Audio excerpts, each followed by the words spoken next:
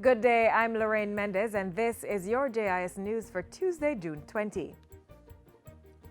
The Ministry of Finance and the Public Service is reporting a 21% increase in revenue from the gaming industry for the last financial year. Portfolio Minister Audley Shaw gave the figures at the 7th Caribbean Gaming Show and Summit held recently in Montego Bay. Minister Shaw said $111.25 billion was received, compared to $91.9 billion for the 2015-16 fiscal year. The lottery segment posted $36.8 billion in 2016-17, while revenue from betting was recorded at $10 billion for the same period. As the industry grows, the finance minister said intense measures were being applied to clamp down on illegal gaming and non-compliance. As the oversight body, the BGLC has forged MOUs with law enforcement authorities to have financial intelligence shared in real time. This is a major step in the fight against illicit gaming, and we must have eyes and ears on the ground providing information on which the authorities can act speedily. Minister Shaw emphasized that illegal gambling operations rake in an estimated $2 billion per year, which robs the government and lawful operators of revenues.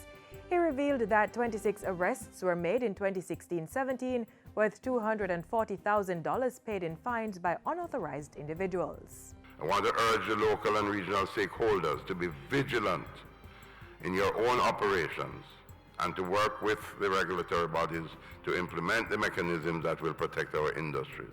Meanwhile, Minister of Tourism Edmund Bartlett says government is looking to position Jamaica as a major player in the Caribbean gaming industry. He says that once all the regulations are in place, the gaming industry will be of fundamental importance to our tourism product. We now have an opportunity to seriously get in the game as an important part of this global phenomenon. There will also be the opportunity for operators of gaming establishments to be linked with industry suppliers of product and services. Minister Bartlett was also participating in the opening of the 7th Caribbean Gaming Show and Summit in Montego Bay recently.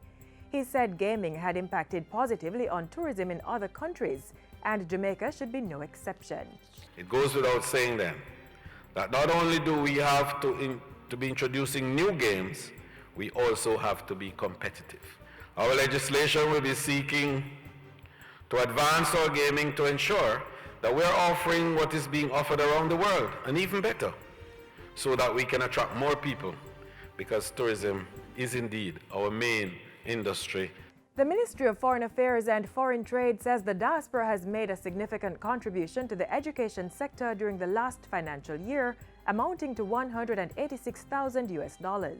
This was reported by Portfolio Minister Senator Kamina Johnson-Smith while speaking at the Jamaica Diaspora Day breakfast event on Friday. She said the money represented in-kind donations of educational materials, inclusive of books and computers. We truly value the sacrifices that many of them make to their families and to their communities, to schools, hospitals, and health centers, evidenced by their generous gifts through philanthropic donations or sharing their time, skills, and expertise. The Office of the Contractor General, OCG, has received computers and other related equipment to improve its operations. The donation was made yesterday by the U.S. Department of State's Bureau of International Narcotics and Law Enforcement Affairs. Contractor General Dirk Harrison says the donation is very timely, given that 90% of the computers now being used by his office are beyond their useful life by industry standards. So this ceremony is of particular significance. New functional tools and equipment which will enhance productivity and effectiveness and boost the overall information and communications technology capacity of this office. A contract was also signed to enforce the usage of the equipment for their intended purposes.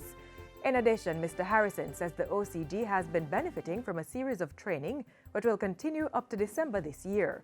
Training areas include contract and procurement fraud, effective integration and statement analysis, and obtaining, managing, and searching electronic evidence, among others.